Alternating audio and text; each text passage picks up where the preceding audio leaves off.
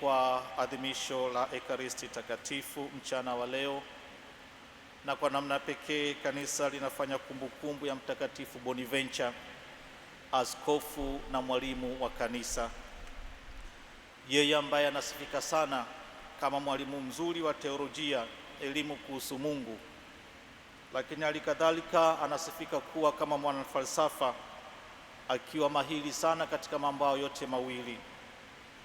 Katika mengi ambayo ameyafundisha, moja ambalo linasimama mpaka sasa, alisema elimu ya kweli ni elimu ambayo inamfanya mmoja awe karibu na Mungu. Elimu ya kweli ni ile ambayo inatupeleka kuweza kumjua Mungu. Wengi wetu tuna taaluma zetu, na taaluma hizo zimetokana na elimu ambayo tumeipata katika nyakati tofauti tofauti. Pengine swali ambalo linagonga katika vichwa vyetu ni kwa namna gani elimu hii imetufanya tuweze kuwa karibu na Mungu, katika unyenyekevu wa maarifa, katika unyenyekevu wa uongozi. Je, tumewasaidia wengine kuweza kumjua Mungu, au sisi wenyewe kuweza kumsogelea Mungu kwa sababu ya elimu ambayo tunayo?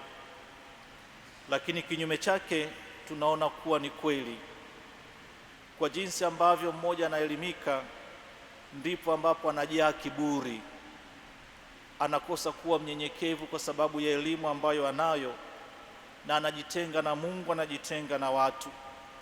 Kumbe hiyo inakuwa ni kosa na linakuwa ni tahadhari. Na katika Injili takatifu Yesu anasema, na kushukuru Baba wa mbingu na nchi, kwa kuwa mambo haya uliwaficha wenye hekima na akili, ukawafungulia watoto wachanga.